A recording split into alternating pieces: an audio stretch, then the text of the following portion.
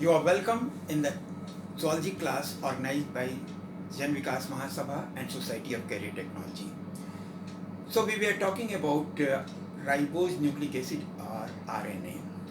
And as you know, there are two types of nucleic acids. One deoxyribose nucleic acid or DNA, and second ribose nucleic acid or RNA.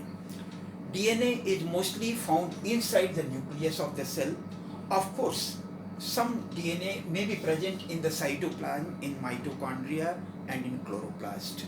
Similarly, for RNA, most of them are functional in the cytoplasmic area, but a few of them remain active inside nucleus also.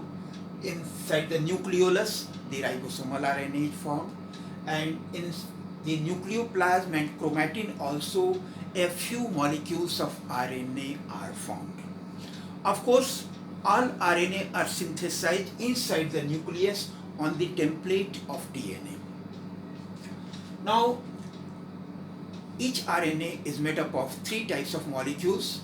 One, the phosphoric acid, H3PO4, and second, the 5-carbon ribose sugar. 5-carbon ribose sugar is specific for RNA. It is different from 2-deoxyribose sugar found in DNA in the sense that at the carbon number 2, in deoxyribose sugar of the DNA we have both hydrogen atoms, but here in ribose sugar we have one hydrogen and one OH atom. Similarly, the third component are the nitrogenous bases. The nitrogenous bases are of two types. One, the purine skeleton having a benzene ring but two nitrogen atom at position number 1 and 3, and a 5-carbon imidazole ring.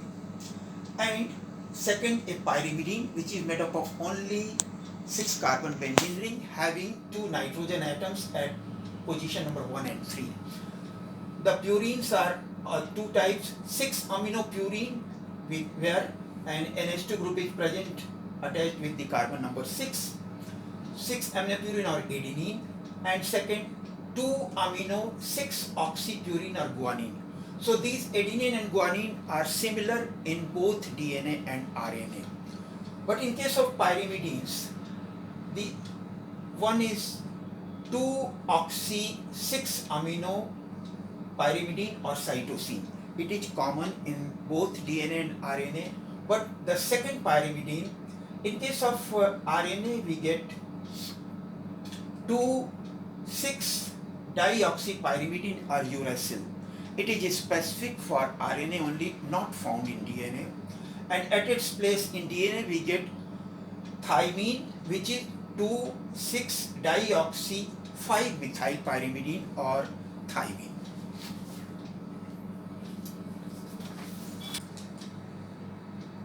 Nitrogenous base binds with a 5-carbon sugar. It is called a nucleoside. And when a nitrogenous base combines with a sugar and a phosphate also, then it is called a nucleotide. Like DNA, RNA is also a nucleotide, polynucleotide, in which many nucleotides are arranged in a linear sequence attached with each other by 3,5-phosphodiester linkage. You can see here that two ribose sugar molecules, one at this place and the other at this place. In between, a phosphoric acid, H3PO4 comes. Here, the carbon number 3 also have a OH or hydroxyl group. Here, the carbon number 5 also have a OH or hydroxyl group. In H3PO4 also we have an OH on this side and OH on this side. There is a custom that whenever two OH groups are present together, a water molecule is eliminated and only one oxygen remains and binds the other part of the molecule. So here also it combines with the carbon number 3 and carbon number 5 by a ester linkage, so it is called 3,5-phosphodiester linkage. He asked in the examination that what is difference between DNA and RNA? It can be asked in a short note also, it can be asked in a full length question also. So you should be prepared for both circumstances. First thing, in sugar, the difference is that in ribose sugar is there in RNA, in which with the carbon number 2 and H and OH is present, and in DNA we have 2-deoxyribose sugar in which attached with the carbon number 2 both atoms are hydrogen atoms. In second point is the uracil base. Uracil base is specific for RNA, which is 2,6-dioxypyrimidine. And at its place in DNA we have thymine or 2,6-dioxy-5-methylpyrimidine or thymine. Is that DNA is a complete double helix. In RNA, most of the portion is single stranded, but at certain places it may fold to form some paired nitrogenous bases.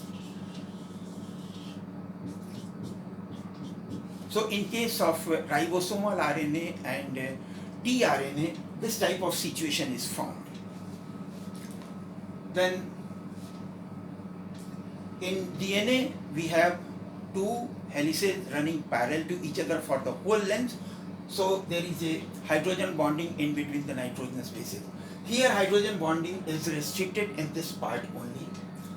And last, Chargaff's rule, which says that amount of adenine is equimolar to amount of guanine and amount of thymine is equimolar to cytosine, is applicable for DNA, but it is not applicable for RNA.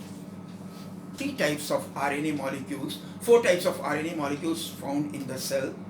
The first one, the genetic RNA, is found inside the nucleus, or in case of retroviruses also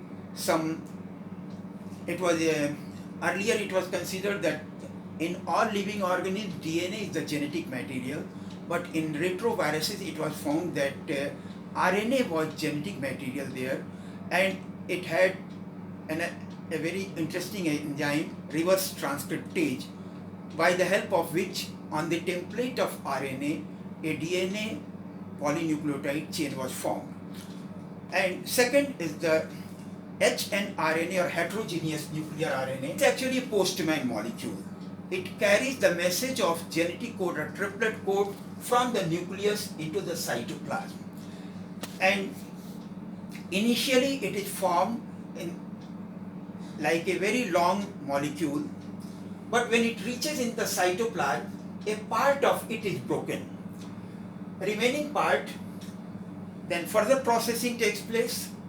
A tail of polyadenine is attached and a cap of 7-methylguanosine is attached.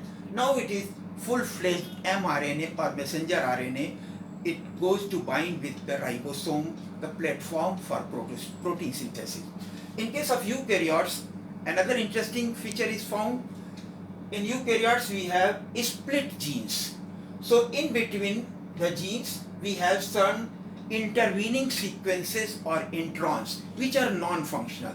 Initially they are present when they are formed in the nucleus, but when they reach in the cytoplasm, the intervening sequences or introns are just removed from them, and the remaining exons, the functional part, they are all attached to form the functional mRNA.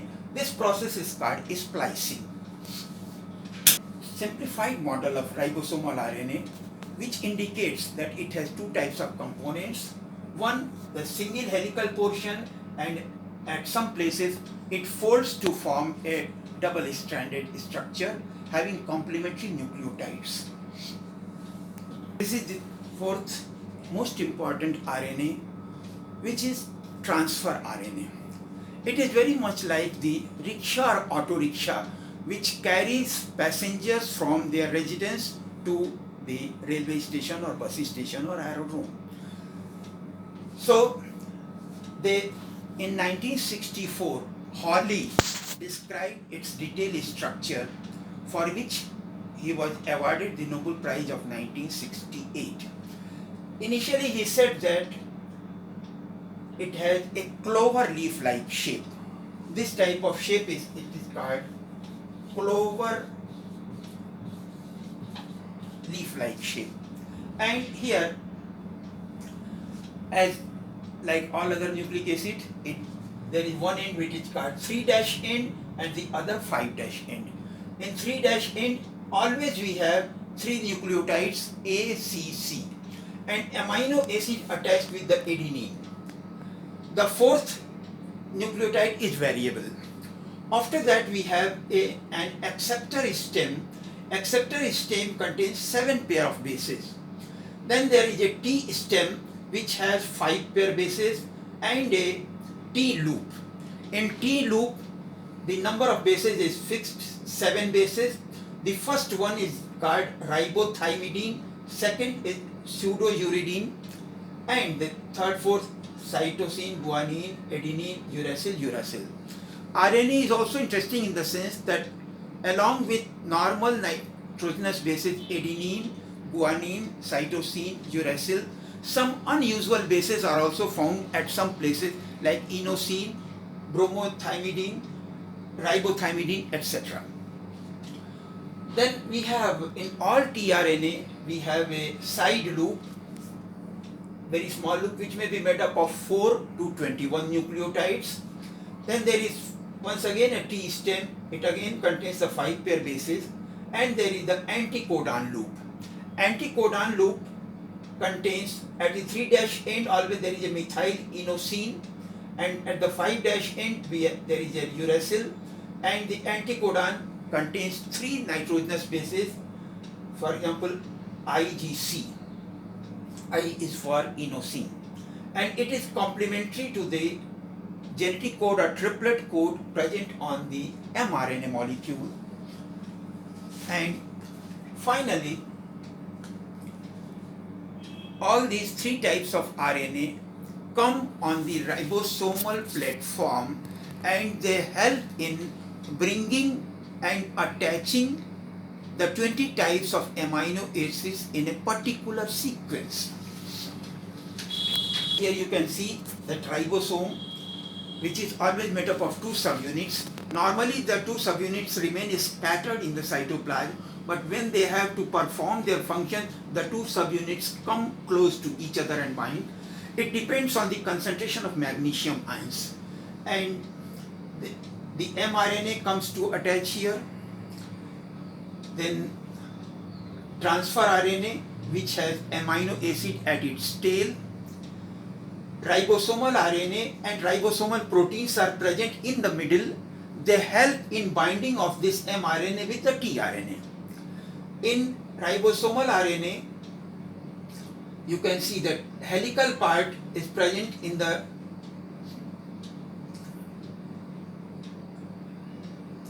surface of the ribosome, and the non-helical part present in the interior of the ribosome.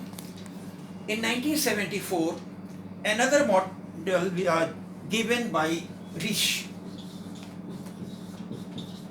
in 1974, and he told that this clover leaf model is not completely correct. Actually, the tRNA molecule is slightly L-shaped.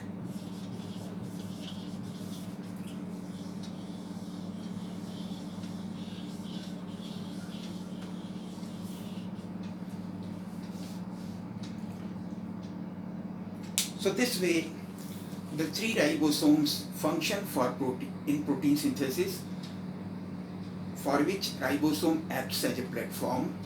The details about the process of protein synthesis we will discuss in the next turn. Thank you very much.